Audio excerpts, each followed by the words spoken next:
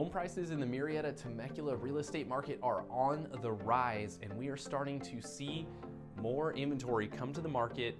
Fewer sales actually have happened, but we're seeing that increase and that spike in price. Let's break down what all of that means in this February 2024 market update.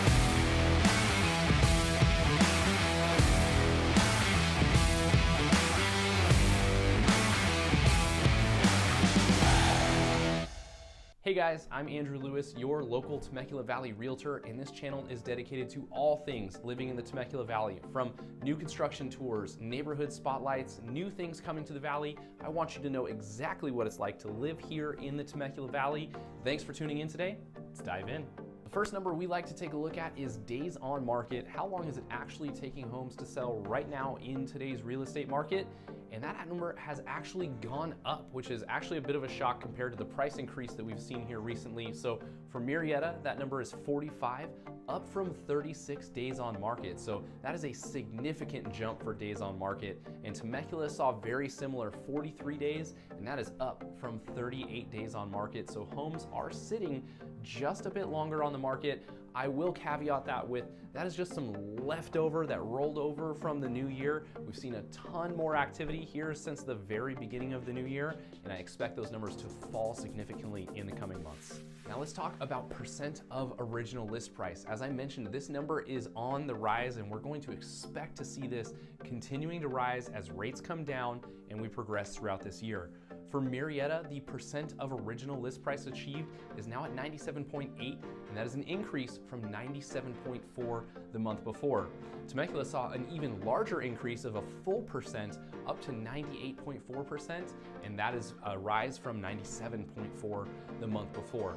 Again, as we see things continue to pick up, and we have already started to see more activity in the market, multiple offers returning back to properties, we're definitely going to see that number start to creep above 100% very, very soon. So some great opportunity right now as a buyer to take advantage of those percent of list price opportunities. Now let's talk about month supply. And this is basically how long would it take for us to run out of inventory if no new homes came to the market based off of today's buyer demand.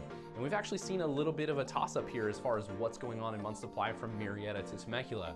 For Murrieta, that number is at 2.2 months supply, and that is an increase just from 2.1 months supply. So in just a little over 60 days, if no new homes came to market, we'd be completely out of inventory. When it comes to Temecula, that number has dropped a bit to 1.6, and that is down from 1.7 the month before. And so basically this just means we're tight on inventory still. So even though they went up a little bit and down a little bit from city to city, we're still incredibly tight on inventory. A balanced market typically sees 6 months supply, and that's how we would know it's a balance between a buyer's and a seller's market. We are still very well deep into a seller's market territory, although it doesn't feel like it with 15, 20 offers coming through on every property like we got accustomed to in the COVID years, but we are returning to seeing 2, 3, 4, 5, 6 different multiple offers on different properties. So keep that in mind. We do expect that month supply to stay right around that range as new inventory comes, but also increased buyer demand comes. So we'll keep a close eye on that in the coming months. Now let's talk about the amount of closed sales. This number is absolutely shocking, and it just doesn't add up with what we're seeing market-wise right now.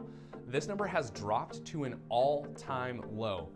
This month, we have seen the slowest number of sales in all of history for the Temecula Valley.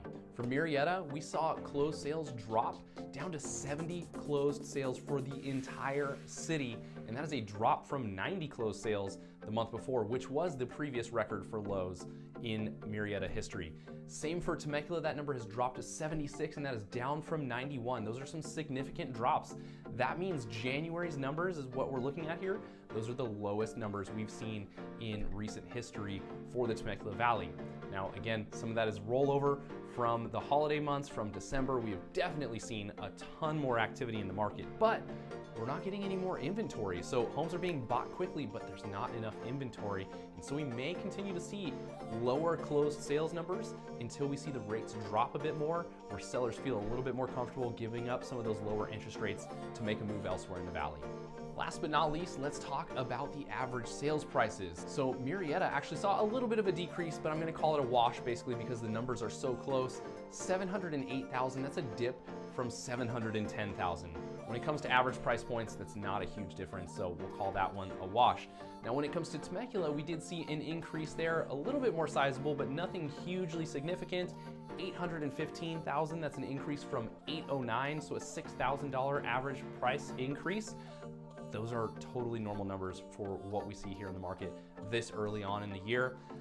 We're basically expecting the real estate market to continue to heat up. We've felt it since January 1st that it is starting to pick up, and we're going to see these numbers continue to increase throughout the year. So as I shared, these numbers basically mean now is a great time. If you are a buyer looking to get into the real estate market, now is a great time for opportunity. It's going to get busier, and you need to jump on this opportunity. Rates are still somewhere in the 6.5% range as of the recording of this video. That may not be the interest rate that you want, and I do estimate that we're going to see lower interest rates throughout the year, especially as we get closer to the election, but you're not gonna see prices get any better than they are right now.